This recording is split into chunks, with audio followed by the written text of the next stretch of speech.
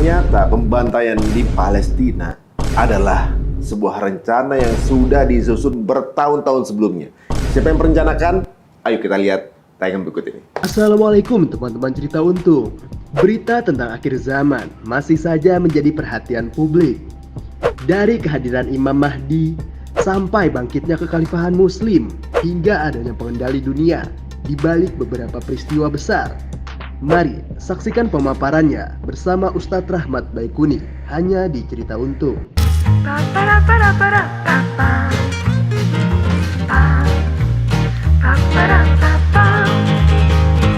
Assalamualaikum warahmatullahi wabarakatuh. Alhamdulillah teman-teman semuanya sekarang bisa kembali kita bertemu dengan Ustadz yang paling banyak teman-teman komen tanyain kelanjutannya. Dan sudah alhamdulillah berada di depan kita Ustadz Rahmat Baikuni. Assalamualaikum warahmatullahi wabarakatuh. Waalaikumsalam warahmatullahi wabarakatuh. Mas Ari, sehat Mas Ari? Alhamdulillah. Mas Ari sehat? Alhamdulillah. Ya, luar biasa on terus nih Mas Ari. Waduh, sama-sama ini berhubung ini Ustadz nih trafficnya udah kemana-mana nih. Enggak, Karena menjelang akhir zaman ini kayaknya semua butuh info. Jadi kemana-mana Ustadz nih. Berhubung lagi di Jakarta, alhamdulillah kita tangkap Iya, ini nih. Nih Ustadz, banyak yang penasaran dan sepertinya kajian-kajian Ustadz di beberapa waktu yang lalu sebelum-sebelumnya gitu. Orang mungkin banyak yang nggak terlalu menganggap itu menjadi sesuatu yang urgent untuk didengarkan. Tapi zaman masih nanti, akhir zaman masih nanti dipikir gitu. Tapi belakangan ini semua yang pernah diutarakan itu sedang terjadi. Gitu kan. Iya. Dulu mungkin pernah banyak yang bilang, ada cocokologi bla bla segala macam. Tapi kejadian sekarang bagaimana tuh dulu dengan hal itu? Nah sekarang interest teman-teman terhadap akhir zaman seperti apa ini sedang meningkat gitu. Karena beberapa hal yang sudah dinubuahkan dalam Al-Qur'an yang dibicarakan ternyata sedang terlaksana sekarang. Nah, ini banyak yang penasaran nih sebelum kita ada beberapa pertanyaan yang juga menjadi titipan.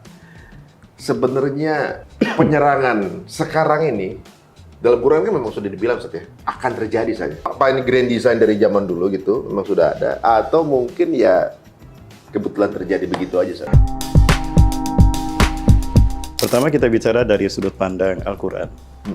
Di dalam Al-Quran Allah SWT mengatakan bahwa mereka, tanda petik ahli kitab, itu tidak akan pernah berhenti memerangi kalian dengan berbagai macam cara. Baik lewat face to face di medan perang, atau lewat pemikiran, usul fikri, ataupun lewat ekonomi, ataupun lewat apapun, yang penting mereka tidak akan pernah berhenti memerangi kita.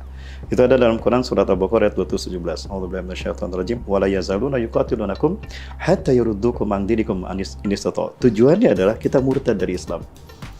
Kalau kita sudah murtad dari Islam, selesai mereka. Selesai tugas mereka. Yang kedua, Allah Azza wa Jalla sudah mengatakan bahwa mereka, orang Yahudi dan Nasrani, ahli kitab ini tidak akan pernah ridho kalau kita hidup dengan cara Islam. Artinya selama dengan cara Islam, selama kita hidup dengan cara Islam, maka selama itulah mereka tidak ridho. Dan ketidakridhoan mereka diwujudkan dengan memerangi kita. Kenapa mereka memerangi kita? Karena mereka adalah bangsa yang paling benci kepada orang-orang beriman. Itu ada dalam Quran surat Subhanallah Al-Maidah kalau tidak salah. A'udzubillahi minasyaitonir rajim. La tajidanna asyaddan nasi adawatan lil ladzina amanu al-yahuda wal ladzina asyraku. Ini Allah yang mengatakan begitu. Dan Allah menggunakan lam taukid dan nun taukid tsakilah, artinya pasti didapati. Muhammad, engkau pasti akan mendapati. La tajidanna asyaddan nas, sehebat-hebatnya manusia, adawatan, permusuhannya, kebenciannya lil ladzina amanu, bagi orang beriman, al-yahuda wal ladzina asyraku, orang-orang Yahudi dan orang-orang musyrik. Nah menariknya dalam ayat ini, kalau Yahudi pasti disebutkan Yahudi. Tapi yang kedua, waladina asroku, Nasoronya hilang. Walang tardu angkal Yahudi walah Nasoro. Ayat yang itu menyebutkan Nasoronya. Yang kedua, Nasoronya hilang. Tapi diganti aladina asroku, orang-orang yang musyrik. Artinya, ternyata yang benci seperti Yahudi bukan orang-orang Nasoro saja. Tapi juga ada orang yang mengaku Islam, tapi benci pada kaum muslimin. Ya contohnya mereka yang agamanya Islam, tapi akidahnya bisa dibeli, sehingga mereka menjadi influencer yang berani dibayar sama Yahudi. Itulah yang terjadi hari ini. Itu berarti hitungannya udah musyrik tuh berarti? Sudah musyrik. Pantes ya. Sudah musyrik. Jadi penjajahan atau juga kemurtadan itu bukan semata-mata dia orang yang pindah agama. Tapi kemudian lebih mengikuti apa yang diinginkan oleh mereka. Betul. Itu udah bagian dari kemurtadan itu gitu. Jadi gaya hidup, kemudian pola pikir gitu. Kemudian juga itu kan sama aja berpihak dengan yang memusuhi Islam. Berpihak. Nah, makanya ada fatwa para ulama. Ini adalah implementasi dari pembahasan tauhid. Para ulama memberikan sebuah format yang saya yakin siapapun ulama yang ahlu sunnah wal jamaah akan paham dengan konteks ini. Ada satu konsep mengatakan, intisarul kafirina wal musyrikina fi qitalil muslimina fahuwa kufrun. Menolong orang-orang kafir dan orang-orang musyrik yang memerangi Islam, ditolong, itu sudah kafir, sudah musyrik. Contohnya, kita membantu memenangkan Yahudi dengan komen kita, padahal sudah jelas-jelas Zionis Yahudi ini sedang memerangi saudara kita, sedang menghancurkan mesin, itu sudah banyak di bagian dari mereka. Dan itu sudah mutlak kafir dan sudah musyrik. Luar biasa. Kenapa demikian? Karena dalam konteks seperti sekarang ini, jihad sudah fardu ain. Dalam hal ini, dukungan sedikit pun pada musuh-musuh yang memerangi kaum muslimin itu sudah kafir. Satu itu. Nah, kemudian yang kedua, ternyata kemusyrikan bisa dilakukan oleh orang yang bertakwa, mengklaim dirinya bertakwa, mendirikan salat dan suka bertobat. Ya, ada satu ayat menarik nih dalam Quran surat Ar-Rum. Ya, surat Ar-Rum ayat ke-31. A'udzubillahi minasyaitonirrajim. Munibina ilaih, dengan selalu bertobat kepada Allah, wattaqu, dan bertakwa kepadanya, wa aqimis sholata, dan mendirikan salat. Wala takunu minal musyrikin, dan jangan kamu termasuk orang-orang musyrik. Loh, kan sudah tobat, takwa dan sholat, kok masih dilarang jangan syirik? Apakah tidak cukup tobat, takwa dan sholat membuat orang terbebas dari syirik? Betul. Apakah berarti ada orang yang suka bertobat, takwa dan sholat masih bisa melakukan kemusyrikan? Betul. Pertanyaannya, kemusyrikan apa yang dilakukan oleh orang yang suka tobat, takwa dan sholat? Yaitu yang kata ayat berikutnya, surat Ar-Rum ayat 32, minal ladina farraqu dinahum, yaitu orang-orang yang memecah belah agama mereka. Kalimatnya farraqu, rohnya ditasydid. Artinya bukan hanya satu perpecahan, banyak perpecahan. Agama dipecah belah.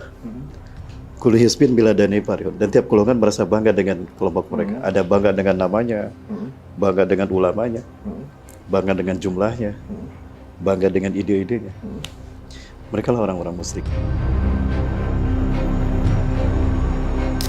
Pantesan ini menjadi satu senjatanya mereka ya untuk kemudian membuat nggak solid itu dengan cara dipecah-pecah. Di zaman dulu waktu itu kan dibikin koloni-koloni itu, bendera sendiri masing-masing. Dan sekarang pun begitu. Pengajiannya beda, benderanya beda, yang lain salah gitu kan. Itu bagian dari untuk memecah belah persatuan. Grand design. Dan membuat mereka jauh dari Allah. Jauh dari pertolongan Allah. Ada satu logika yang menurut saya ini menarik. Pertama ini, Yahudi tahu diri mereka etnis minoritas dengan ide-ide yang brutal mereka, dan mereka paham dunia tidak akan menerima perbuatan brutal mereka. Tapi kok mereka bisa sekarang melakukan kebrutalan di negara yang mayoritas Muslim? Ini Palestina. Palestina itu dikelilingi oleh 300 juta Muslim Arab. Ya, Palestina dikelilingi oleh 300 juta Muslim Arab. Sementara yang membantai Palestina itu cuma tidak lebih, di sana ada 6 juta Yahudi. Tidak lebih dari 6 juta. Nah, logikanya kok bisa 6 juta mengalahkan 300 juta? Ini sudah 2 bulan ini mereka dibantai. Tapi kok yang 300 juta ini kok nggak berani melawan yang 6 juta? Logikanya kalau yang 300 juta kencing barang-barang itu 6 juta Yahudi tenggelam tuh. Tapi untuk kencing barang-barang aja nggak bisa. Nah, sebelum Yahudi menyerang Palestina, ini negara Arab sekelilingnya dipecah belah dulu. The fight at impera. Dipecah belah. Udah dipecah belah, diangkat bonekanya. Jadi pemimpinnya. Angkat ini pada, kamu mau benar-benar kerajaan apa republik? Saya ingin kerajaan, nenek moyang republik. Oke, tapi boneka mereka ini.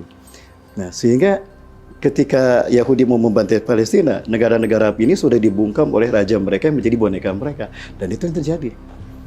Wah, itu teknik yang tinggal di template, bro ya. Al-Quran sudah mengingatkan itu. Al-Quran sudah mengingatkan itu. La yuqatilunakum jami'an. Mereka tidak akan memerangi kalian kalau kalian bersatu padu berjamaah. Illa fi quran muhassonah. Melainkan di balik etnis-etnis kuram, kampung-kampung yang berjauhan. Aumi wari judur, atau di balik-balik benteng. Benteng nasionalisme. Oh, waduh. Jadi fitnah-fitnah, divide Fight and empiring. Jadi jadi kerajaan kecil satu-satu. Tadinya satu, mereka jadi punya empire masing-masing. Betul. Ini yang dipakai juga waktu untuk menaklukkan Indonesia, Ustaz ya?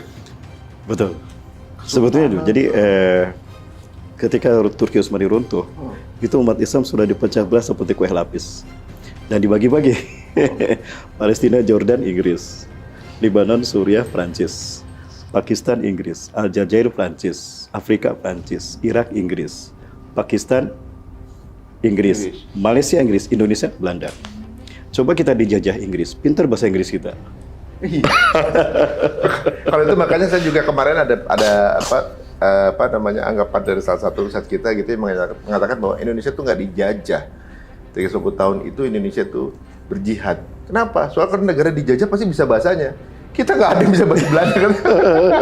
Ya, karena susah kali. Dan itu 360 tahun kan? Kok nggak berpengaruh budayanya? Nggak bisa gitu kita. Akhirnya saya bertanya, betul dijajah 360 tahun? Iya. Agamanya tetap mayoritas Muslim sekarang. Benar. Kenapa apa tidak Protestan? pengkerdilan aja Ustaz ya? Sepertinya. Biar nyawanya biar Chill. semangatnya tuh semangat Chill. orang kalah gitu. Betul. Soalnya kalau saya sudut lihat dari sudut pandang entertainment gitu ya. Kalau di Amerika kan narasinya pemenang gitu. Hero pasti dari Amerika. Yeah. Kalau film ada jagoan pasti Amerika jagoan. Rambo, Avengers segala macam gitu kan. Iya, iya. Kita dengan ditanamkan kita terjajah 30 tahun, kalau sinetron peran utamanya tuh yang dibully kan, yang ditindas, dibully. Kalau jadi jadinya komedi gitu, Betul. yang dibully yang jadi peran utama kan. Terus kalau saya di sosial media tuh yang terbully victim gitu kayaknya Iya, yang iya. didukung gitu. Apa Iya. itu pengaruh kali saat ya? Betul, betul. Seolah-olah kayaknya kita orang kalah gitu kayaknya. Waduh, besok ganti deh, ganti narasi kita.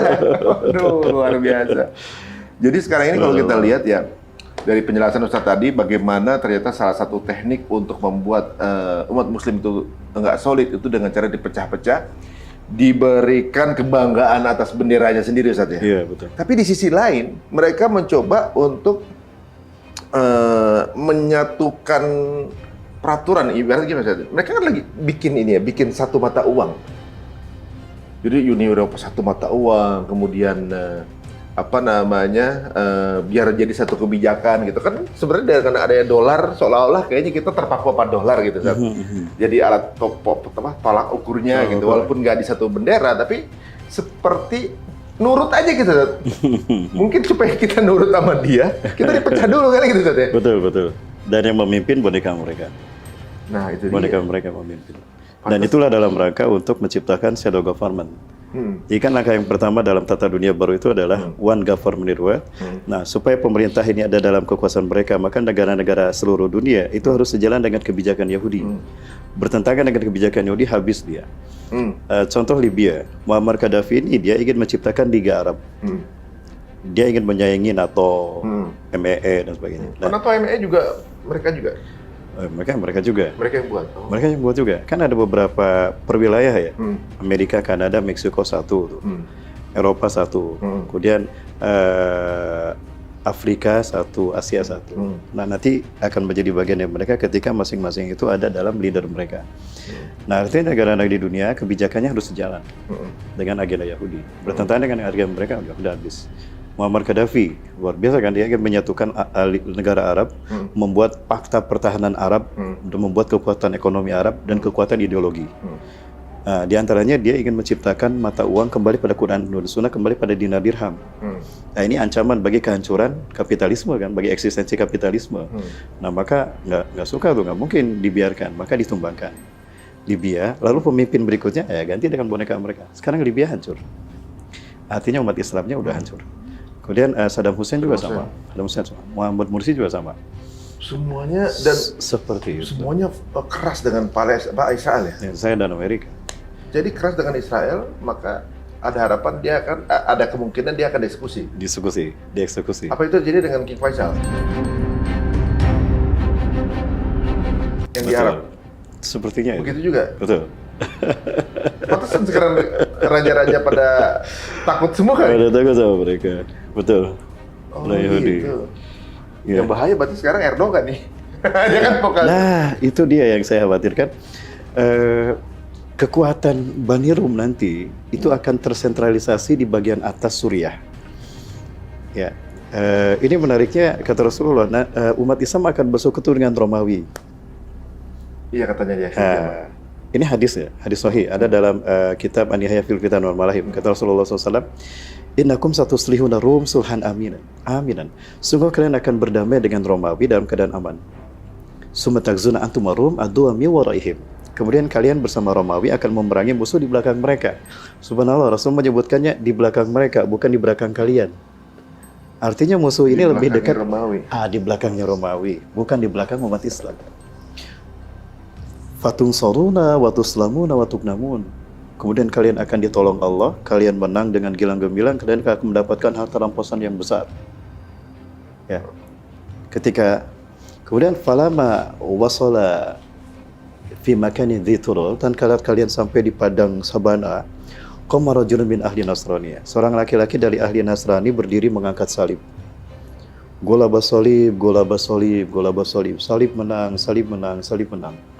Marah tuh umat Islam. Kata siapa salib menang? Kami ada di barisan terdepan, kalian di belakang kami, kamilah yang menang.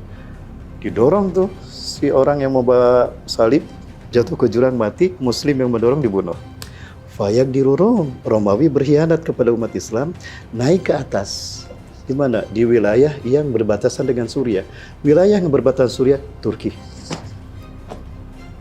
Fayajtami'una Rum tahta samanina royah. Maka Romawi berkumpul di bawah 80 bendera. Walikul riwayatun isna asyara alaf junudan. Satu bendera 12.000 pasukan.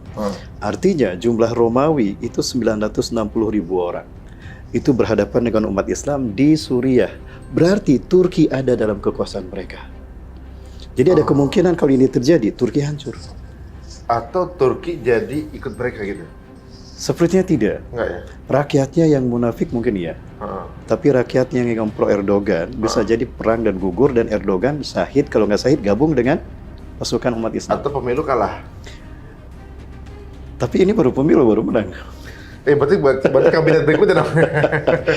Nah menariknya begini, ada seseorang berkata pada saya, Ustadz, nah itu hadisnya Ustadz. Nah sekarang faktanya, Rusia dengan Ukraina perang. Dan Rusia dibantu CES-nya. Kan CES-nya umat Islam. Apakah sesuai nggak dengan hadis itu? Ketika jamaah saya bertanya begitu, saya tertawa saja. Saya tidak mengatakan, itulah maksud dari hadis ini, saya tidak mengatakan begitu. Cuma menariknya begini, Rasulullah menyebut Romawi. Romawi di masa Rasulullah, itu adalah Kristen Ortodok. Dan Kristen Ortodok sekarang, itu Rusia. Yang Ortodok Rusia, bukan London ya? Bukan Rusia. London itu, mohon maaf. Udah tinggal orang tua ya? London sekarang itu Katolik sebetulnya. Oh Katolik. Nah Protestan itu ke Irlandia. Oh. Maka Inggris dengan Irlandia perang kan? Iya, dan nggak pernah nggak sepaham. Tapi Irlandia pro Palestina sekarang. Itu dia Protestan. Nah, karena ada orang-orang ketika umat Islam Umar bin Khattab menguasai Palestina, Yerusalem. Di sana sudah ada etnis Yahudi, etnis Nasrani, dan Islam. Itu tiga-tiganya bersatu dan mereka rakyat Palestina. Datang Ashkenazim, hancurlah Palestina. Yang dibantai bukan hanya orang Islam Palestina, Yahudi Kristen juga dibantai. Asal Palestina semua. Asalkan semuanya Palestina. Nah, siapa yang membantainya? Ashkenazim, yang dulu mereka menghancurkan Rusia dengan revolusi Bolshevik. Orang-orang jutaan orang Kristen Ortodok dibantai kan? Dibantai. Nah, Kristen Ortodok. Jadi pusat Kristen Ortodok itu Rusia. Nah, Rusia sekarang perang dengan Ukraina. Nah, Ukraina kan di belakang Rusia, bukan di belakang CES-nya. Dan CES-nya Muslim. Proses kebangkitan Islam itu kan dimulai dengan munculnya Imam Mahdi, dengan dibayatnya Imam Mahdi. Bayangkan, sejak Imam Mahdi dibayat sampai Islam tegak, tidak pernah ada peperangan yang berhenti. Berapa tahun itu rencana? Nah, kalau disebut berapa tahun, wallahu a'lam bishawab ya. Nggak tahu ya. Cuma perangnya banyak. Perangnya banyak. Yang pertama, ketika Imam Mahdi dibayat, itu sedang terjadi perang dunia. Berarti akan ada perang dunia dong. Akan ada lagi dong. Maksudnya perang ini sedang ada sebuah peperangan sedang berlangsung. Ya, Rasulullah menyebutkannya Ahzab kalau tidak salah ya. Nah, orang-orang menyebutnya Armageddon. Kenapa disebut Armageddon? Karena pada perang itu teknologi masih ada. Sehingga orang perang menggunakan nuklir masih memungkinkan. Nah, itu yang pertama. Nah, kemudian di sisi lain ada terjadi deislamisasi. Ya, terjadinya penghinaan dan pelecehan pada Islam, agama Islam diinjak-injak, Allah dihujat, Nabi dinistakan. Kemudian juga umat Islam nyawanya dianggap murah. Nah, itu kerusakan yang sangat besar. Nah, kata Rasulullah SAW, justru munculnya Imam Mahdi di masa seperti itu. Yakhrujul Mahdi fi akhiri ummati inda ikhtilafi minan nas wa zalazil. Imam Mahdi akan muncul di akhir umatku ketika banyak terjadi perselisihan, perang, dan banyak terjadi bencana alam. Indikatornya itu. Nah, ada indikator lain, Imam Mahdi ini akan muncul setelah matinya penguasa Hijaz, Raja Hijaz. Hijaz itu tempat yang terbentang dari Mekah ke Madinah. Artinya, Imam Mahdi akan muncul ketika Raja Saudi Arabia meninggal.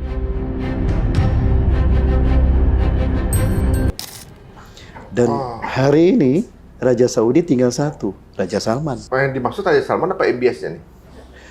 MBS itu generasi kedua. Yang disebut raja ini adalah generasi pertama. Semuanya anak Ibnu Saud, Abdul Aziz bin Abdurrahman Al Saud. Nah, kayak gini bukan hanya di dunia luar ya, bahkan di Muslim sendiri ada juga perebutan tahta. Dan lebih ekstrim. Lebih ekstrim ya? Lebih ekstrim. Dalam arti lebih kejam. Yang sampai ada satu wartawan yang dicairkan gitu kan. Aduh, ngeri banget. Ini menarik ya, sampai Ukraina, kemudian tadi ada mungkin kisi-kisi yang bisa akan terjadi di masa yang akan datang, bahwa akan ada kerjasama umat Muslim dengan Romawi. Umat Muslim disebut dari mana? Nggak disebut ya, pokoknya umat Muslim. Umum ya. Akan kerjasama dengan Romawi dan menang. Dan pada saat menang, nanti akan ada yang kemudian berdiri dengan mengangkat salib. Itu belum kejadian berarti? Ya, sekarang informasinya belum ada. Belum ada kan? Belum terjadi. Jadi kerjasama antara umat Muslim dengan Romawinya juga belum terjadi ya? Sepertinya belum. Nanti kalau terjadi udah pasti ibaratnya, oh iya saya kayak pernah denger nih. Nah, makanya ya, jadi teman-teman semua, informasi yang kita dapat sini semua dasarnya langsung dari Quran dan hadis ya teman-teman semuanya. Kalau yang belum, kadang-kadang gini, waktu di zaman ibaratnya kayak di abad 18-an saat terus kemudian bumi itu terjadinya Big Bang Theory gitu. Orang-orang bilangnya kan pasti halu loh gitu. Karena ilmunya belum sampai. Quran udah bilang 1400 tahun yang lalu kan. Betul. Ketika di abad 19 bahwa ada Big Bang Theory, orang baru ngeh bahwa dia di Quran udah bicara 1400 tahun yang lalu gitu. Kalau sekarang mungkin ketika belum kejadian, orang akan banyak yang menyangka sesuatu itu. Ngayal gitu kan. Ya kan gitu. Jadi ibaratnya nggak apa-apa. Siapa tahu ketika terjadi itu tayangan kita masih ada, Sat. Biar mereka lihat lagi dan kemudian paham. Seperti yang sedang terjadi juga di Palestina kan, banyak yang sudah katanya melihat kejadian sebelumnya. Kemudian terjadi sekarang gitu kan. Jadi ada beberapa hal yang saya rasa kayaknya memang perlu kita ketahui, dan tinggal kita mempelajari kira-kira dari apa yang dikatakan oleh Al-Quran dan hadis ini mendekati ke yang mana. Jadi ibaratnya polanya akan sama saja. Akan sama. Nah, sekarang saya balik lagi ke pertanyaan di awal, Sat. Sebenarnya siapa, Sat, yang ngedesain ini semua, Sat? Jadi ibaratnya kalau dari cerita Ustadz berarti kan sebenarnya baru berawal sejak runtuhnya Daulah Islamiyah kan berarti. Iya. Semua di grand design segala macam ini. Sebetulnya bukan baru dimulai di situ. Untuk realisasinya ya. Oh, jadi rencana udah jauh hari? Desainnya udah jauh hari. Oh. Desainnya udah ada. Tapi konteks semacam ini mungkin agak sulit untuk memahami, untuk memahamkannya, karena bagi mereka yang jarang intens dengan Quran, hadis, sejarah, mungkin akan alergi dengan penjelasan ini. Tapi fenomena alergisitas ini ada sejak zaman sahabat. Oh gitu? Percaya tidak? Dan mungkin sekarang tidak populer ya, karena memang jarang orang yang bisa membuktikan fakta ini dengan pendekatan dalil yang lebih qat'i. Begini, Abu Hurairah adalah sahabat Rasulullah yang paling banyak meriwayatkan hadis. 5.364 hadis. Padahal hidup hanya 3 tahun di masa akhir Rasulullah SAW. Ada yang bilang 5 tahun. Tapi beliau menjadi orang yang paling banyak meriwayatkan hadis. Nah, menariknya, ketika Abu Hurairah radhiyallahu an akan meninggal dunia, itu beliau menyampaikan, Demi Allah, aku mendapatkan 2 bejana ilmu dari Rasulullah SAW. Ya, aku mendapatkan 2 bejana ilmu dari Rasulullah SAW. 1 bejana ilmu demi Allah sudah aku sampaikan sepanjang hidupku kepada kalian. Namun ada 1 bejana ilmu yang belum pernah aku sampaikan kepada kalian. Sampai hari ini aku sembunyikan. Karena aku takut jika ilmu ini aku sampaikan, bejana ilmu ini aku berikan pada kalian, maka leherku inilah jaminan taruhannya. Maksudnya bahwa bejana ilmu itu, hadis Rasulullah ini kalau aku sampaikan, orang nggak akan percaya. Bahkan mungkin saya dituduh gila, atau mereka akan menghukum saya dengan memenggal leher saya. Atau dianggap yang sebelum itu palsu semua.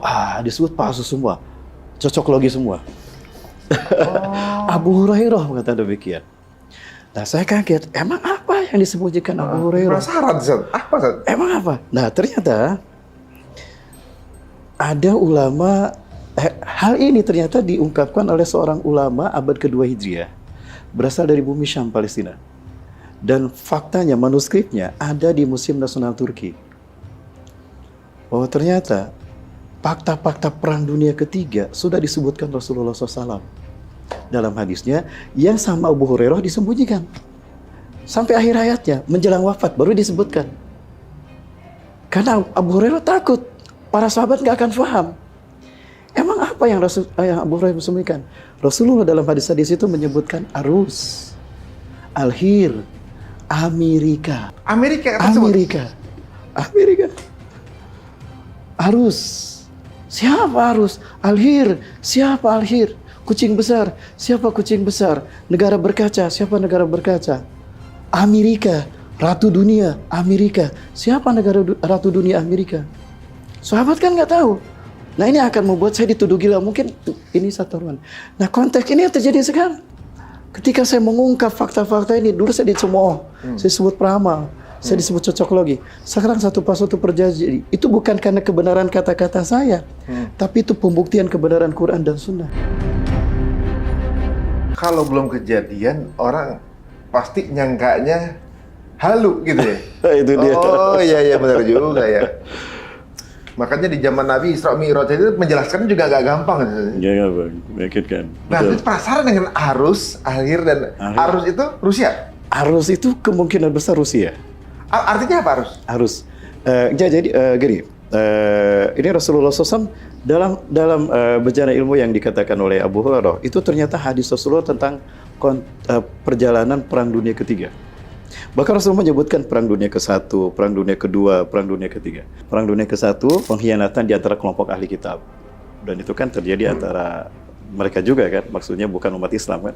Nah, kemudian muncullah seseorang laki-laki yang membawa ulah di dunia. Orang-orang menyebutnya Al-Hir. Ya. Dia tinggal dari sebuah negara yang orang-orang manusia menyebutnya Jerman. Rasulullah menyebutkan itu. Orang-orang menyebutnya Jerman dan dia bernama Al-Hir. Ya. Dan dia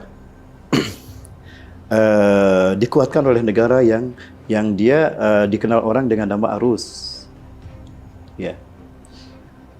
Maka muncullah kelompok bangsa, sebuah bangsa yang dia sebetulnya ratu tempat maksiat, orang-orang buruk yang orang-orang mengenal dia dengan sebutan Amerika, dan di sanalah adanya ratu dunia. Orang-orang menyebutnya ratu dunia Amerika. Itu ada di hadis? Ada dalam hadis yang disembunyikan Abu Hurairah. Yang pada saat itu Abu Hurairah berpikir, kalau aku sebutkan, orang akan menuduh saya gila, apa, atau mungkin nyawa saya taruhannya. Makanya disembunyikan. Demi Allah sekarang kalian akan menyaksikan aku akan mati. Aku takut menyembunyikan ilmu. Ini sekarang aku sampaikan. Nah, menariknya itu sekarang faktanya terjadi. Step by step Perang Dunia Ketiga, perang demi perang yang disebutkan dalam hadis itu sekarang terjadi. Arus Rusia, Al-Hil Hitler. Betul kan, Hitler di Jerman. Ratu dunia Amerika. Ratu dunia, patung Liberty kan ratu. Dan patung dunia Liberty di mana? Di Amerika. Ya, tempat maksiatnya manusia, tempat orang berbuat dosa. Terusannya Amerika benar? Amerika. Rasul menyebutkan Amerika. Namanya itu gitu. Namanya disebutkan. Berarti bagian dari kerusakan Perang Dunia Pertama udah termasuk bagian dari kerusakan. Sudah. Bahkan Rasul menyebutkan tahunnya. Dan ketika saya hitung tahunnya di fase pertama 13 Hijriah, itu Perang Dunia Pertama. Ya. Perang Dunia Di tahun pertama akan terjadi perang seperti ini, disebutkan perang antar mereka. Kemudian perang dunia kedua, ada seseorang yang bernama Hir dari negara Jerman. Ya, itu di putaran perang kedua di tahun 1300-an Hijriah. Perang dunia kedua kan 1300. Nah, perang dunia ketiga itu disebutkan 1400-an. 1400-an? 1400. Sekarang 1400 kan? Saya khawatir ya karena Hijriyah. Hijriah. Oh. Sekarang 1440 Hijriah. itu ya kan? 1400-an. Cuma banyak teks yang terpotong di manuskrip itu. Dan sekarang manuskripnya diklaim ada di Turki, Perpustakaan Nasional Turki. Nah, sekali lagi ini bukan merupakan sebuah kebenaran mutlak karena pertama, keberadaan manuskrip itu sendiri tidak di blow up dan orang tidak mempelajarinya. Yang kedua, orang-orang yang mau mempelajari itu maka akan diserang oleh Barat. Akan diserang oleh Barat. Malah mereka yang kepengen tahu. Maka mereka yang menggali itu dan mereka merancang strategi untuk hal itu tidak terjadi. Kalau bisa mereka udah tahu duluan. Betul. Dan bagaimana menunda atau juga menghambat biar itu kejadian kan. Betul, gitu. betul. Dan mereka berharap Hitler bisa hidup lama kan gitu. Hitler apa namanya?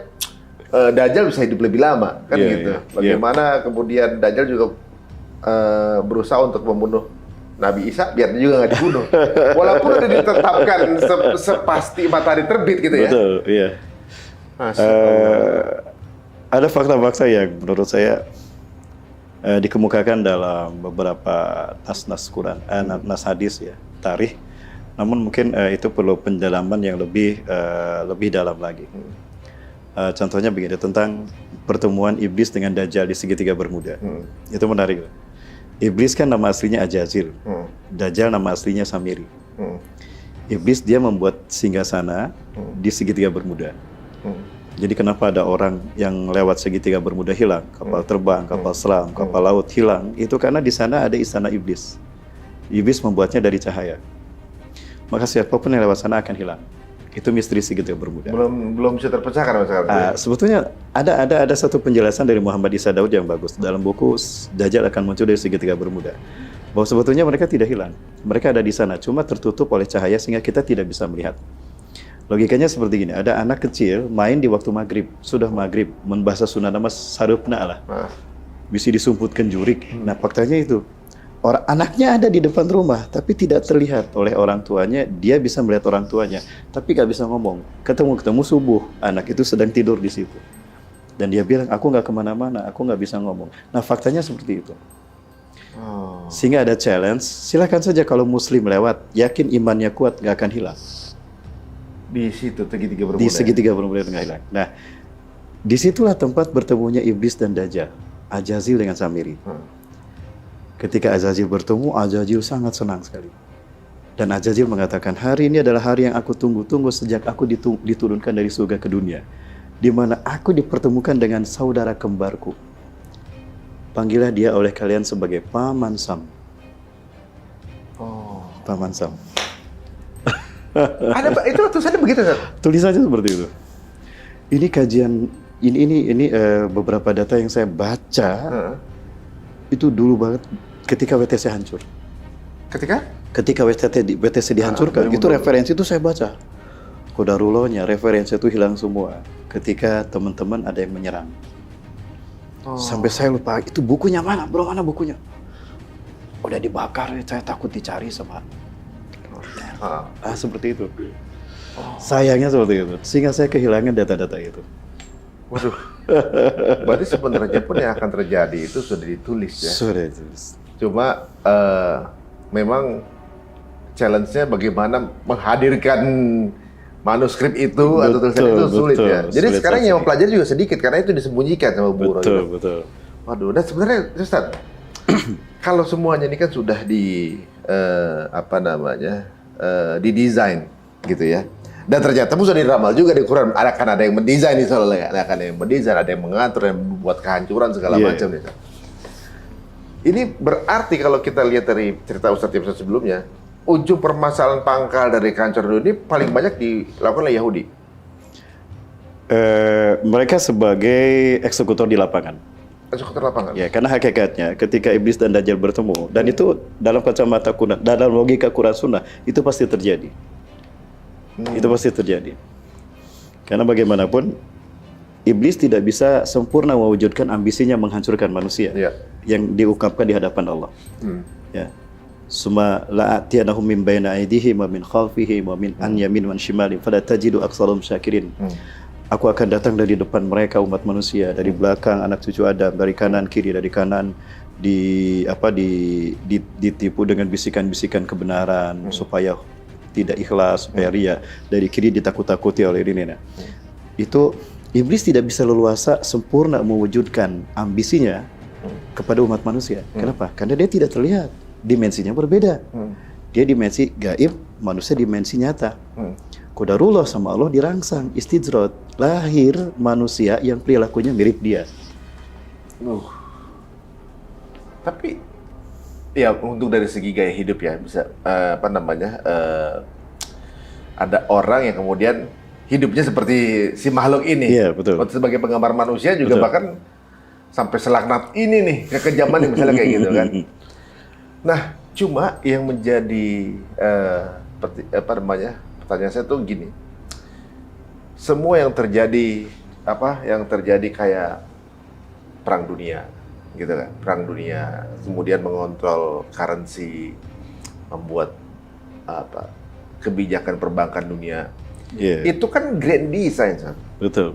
Yang diatur itu bukan satu RT, satu rumah, satu komunitas, tapi yang diatur adalah dunia. Dunia, betul. Kan dalam rangka untuk menaklukkan berbagai negara dengan berbagai kebudayaan, tata cara segala macam. Itu kan diperlukan pengetahuan yang lebih untuk itu gitu. Iya. Apa mereka ini sepinter itu satu ibaratnya. Saya paham. Maksudnya betul. Itu kan lagi pula bukan hanya jangka pendek, jangka panjang tuh bertahun-tahun gitu dia udah tahu ini kalau ini lawan ini, ntar lama-lama ini kita bisa punya negara di Palestina gitu kan. Betul. Udah didesain istiqomah banget mereka tuh kan ya untuk pasti itu. Mereka tidak bergeser sedikit pun. Selalu terjadi. Jadi begini. Istiqomah dari manusia. Ya, betul. Jadi gini, Mas Ari, itu lanjutannya tadi. Ketika iblis dan Dajjal bertemu di segitiga Bermuda, ya, lalu kemudian mereka merancang untuk melakukan berbagai macam rekayasa, manusia konspirasi untuk menguasai dunia. Nah, mereka lah yang berada di balik layar. Nah, siapa pelaku dari keinginan mereka? Pelayan setia mereka. Siapa pelayan mereka? Pelayan setia mereka adalah Yahudi Ashkenazim. Yahudi Ashkenazim ini akan dicerdaskan lebih cerdas dari manusia siapapun. Karena Rasulullah SAW mengatakan Dajjal itu Allah berikan karunia kecerdasan 60 tahun di atas akal jenius manusia.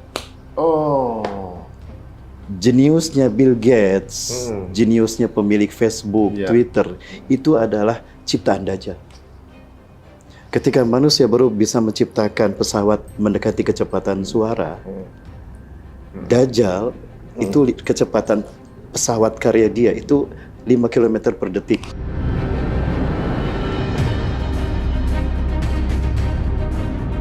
Ketika manusia baru bisa menciptakan pesawat mendekati kecepatan suara, Dajjal itu kecepatan pesawat karya dia itu 5 km per detik. Per detik. Kata Rasulullah SAW ketika ditanya, ya Rasulullah seperti apa kendaraan Dajjal? Kendaraan Dajjal itu adalah keledai yang jarak dari satu telinga ke telinga berikutnya adalah 40 hasta, 27 meter. Keledai apa yang diameter kepalanya? 27 meter. Dan berapa kecepatan terbangnya ya Rasulullah? Seperti awan ditiup angin. Hitungan-hitungan para ahli, awan ditiup angin itu 5 km per detik. Logikanya apa? Piring terbang, UFO.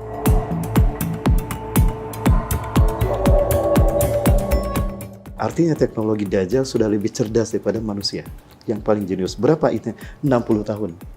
Dan kalau kita lihat proyek-proyek desain Yahudi, itu perencanaannya 60 tahun sebelumnya. Dan itu selalu terjadi 60 tahun berikutnya. Dan itulah yang dibuat dalam Illuminati Card Game. Step by stepnya. Nah, orang-orang yang berpihak kepada Dajjal akan dibikin cerdas, lebih cerdas dari manusia yang lain.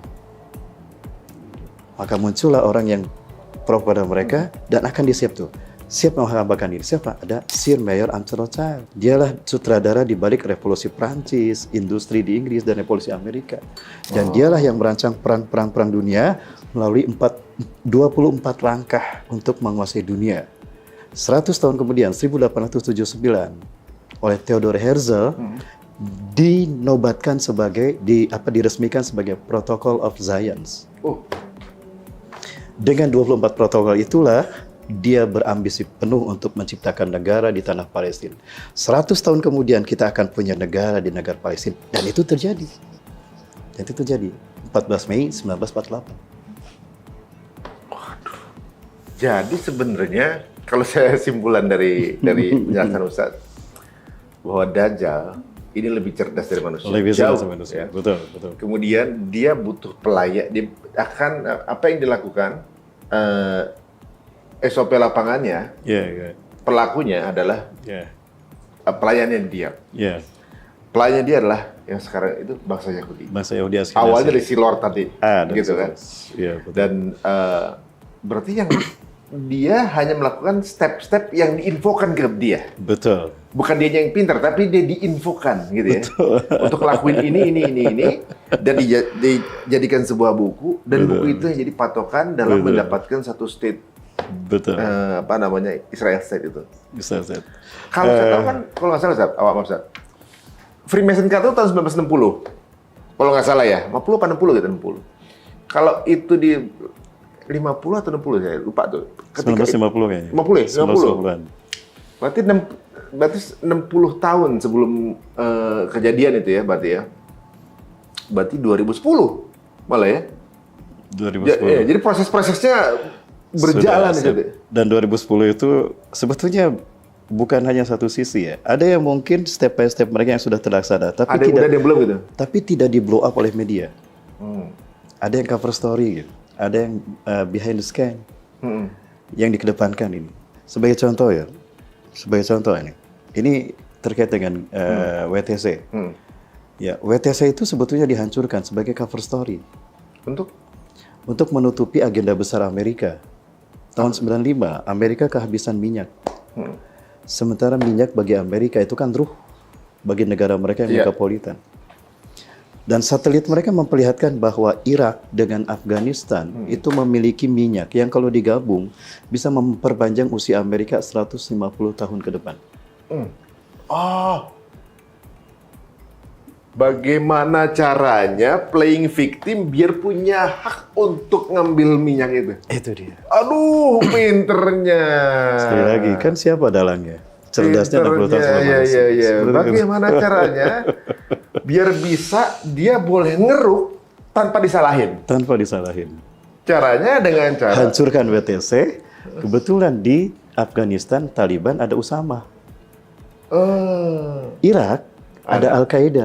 Al-Qaeda Irak. Al-Qaeda dan Usama satu link. Lalu bagaimana posisi Saddam Hussein? Tuduh aja punya senjata pemusnah massal untuk membantu mereka terlibat terorisme ini. Ujung-ujungnya ngambil.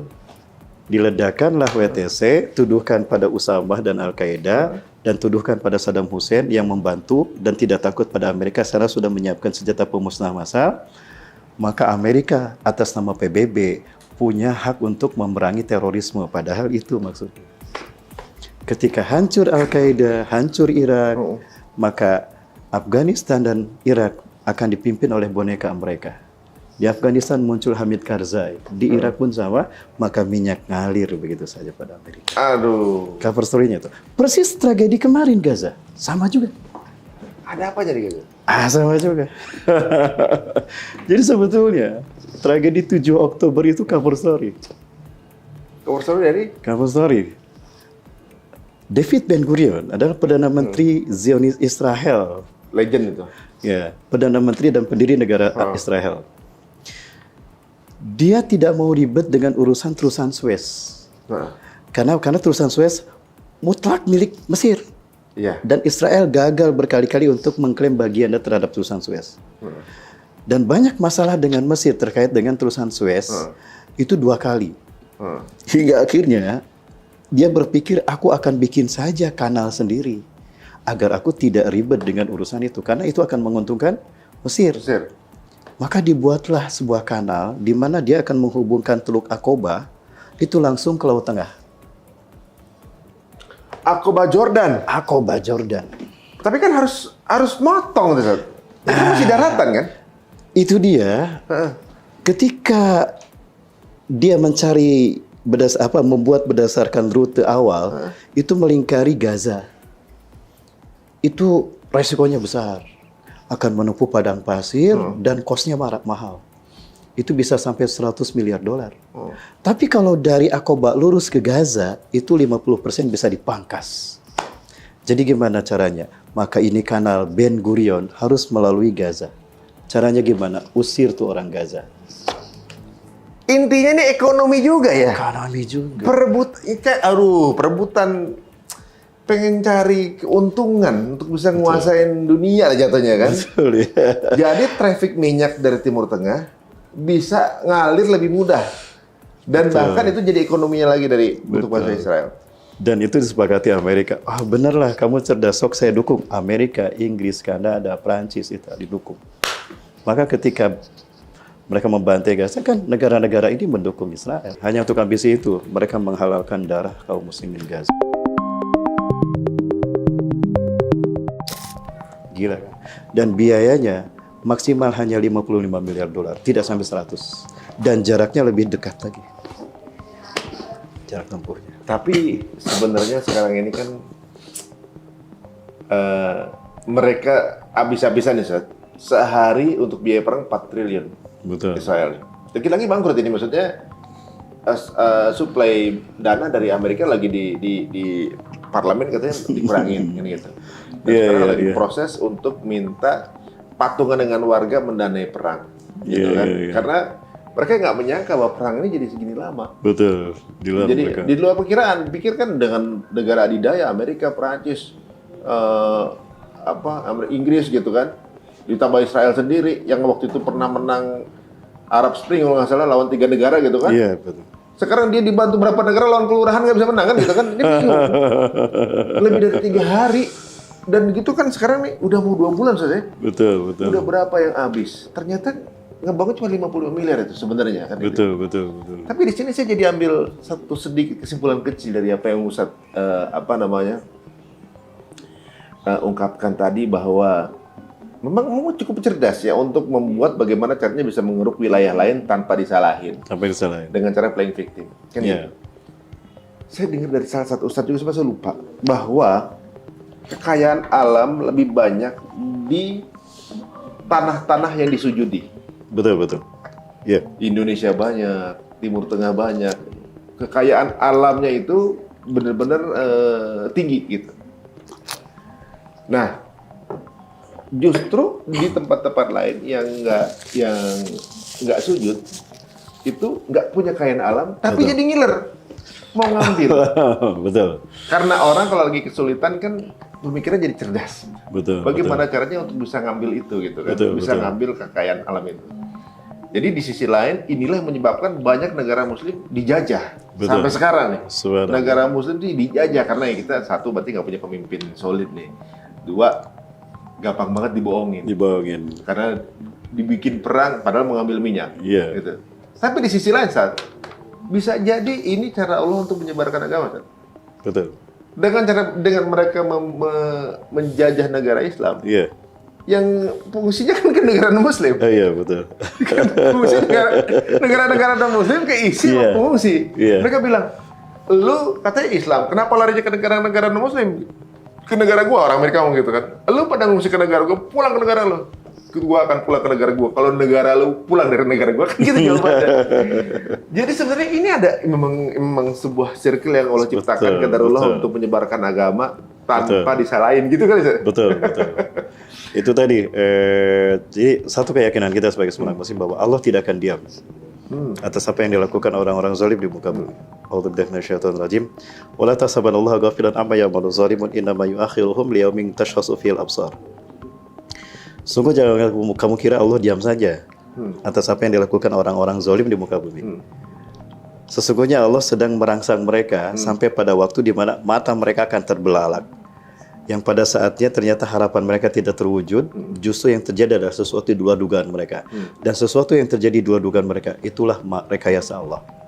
Wa makaru wa makarallahu khairul makirin. Mereka membuat tipu daya, Allah membuat tipu daya, dan tipu daya Allah pasti menang. Ketika memerangi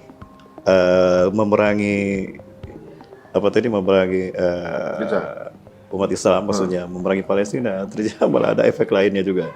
Memerangi umat Islam, malah ternyata di negaranya Islam tumbuh luar biasa. Tumbuh luar biasa. Nah, itulah makan Allah SWT. Ketika Firaun menyembelih bayi laki-laki, justru Allah kirim bayi yang akan menghancurkannya, Nabi Musa. Kan skandalnya sangat indah.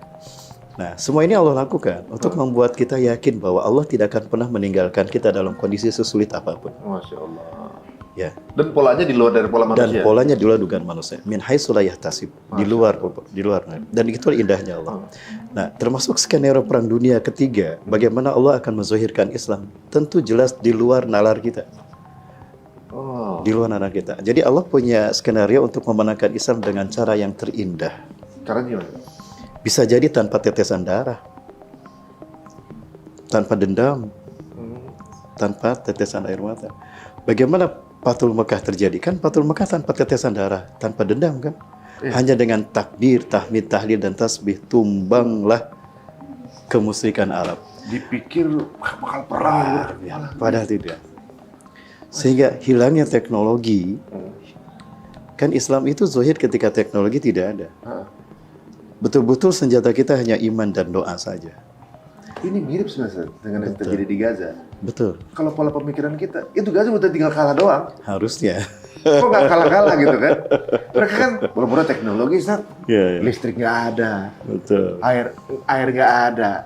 Kan mereka secara resmi nggak punya pasukan. Betul. Nggak ada pemerintahan, nggak ada pasukan. Pemerintahan boneka kan? Nggak ada. Terus seolah-olah kayak no defense sebenarnya. Iya. Jangankan apalah sumber daya. Air aja nggak ada, gitu. Tapi nggak kalah, gitu. Orang juga bingung kan. Tiba-tiba malah yang masuk Islam, yang di luarnya gitu, di seluruh dunia pada masuk Islam gitu kan. Bener juga, Dan Rasul pernah menjelaskan itu. Ketika Rasulullah menyebutkan akan ada 3 tahun kekeringan, di tahun ketiga, ya tidak ada setetes air pun selama setahun, tidak ada satu tanaman pun tumbuh. Tapi orang-orang Islam, orang beriman akan tetap hidup. Sahabat bertanya, Rasulullah kan tidak ada makanan, tidak ada air. Bagaimana mereka bisa hidup? Dengan apa mereka bisa hidup? Subhanallah, walhamdulillah, wala ilaha illallah, akbar.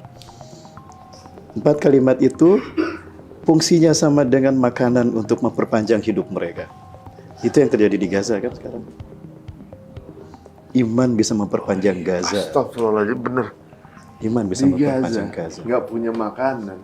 Mereka hidup hanya dengan iman. Betul. Karena dengan iman itulah mereka bisa tahu caranya kemudian bagaimana bertahan hidup. Betul. Masya Allah.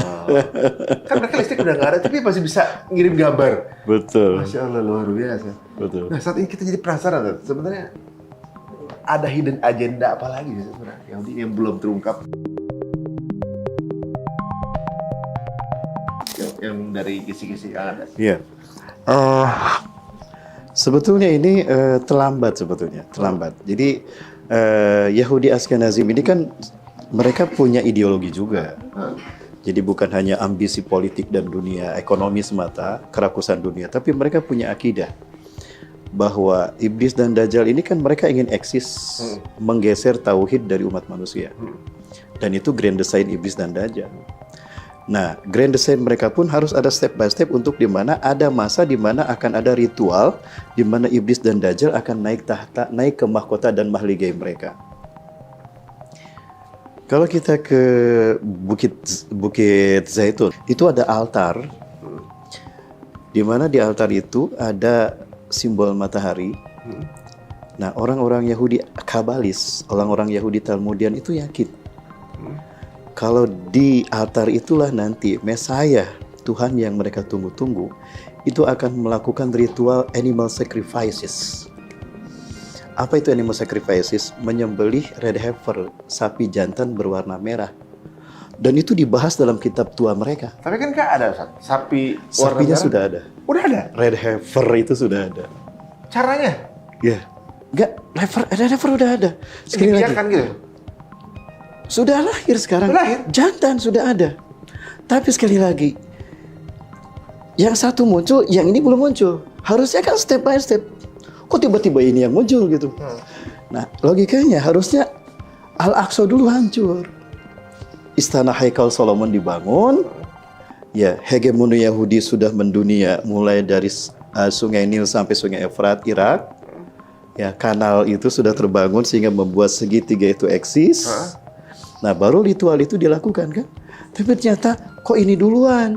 Yang ini belum, istana belum ada, Masjidil Aqsa belum hancur, padahal sudah ada 300 terowongan.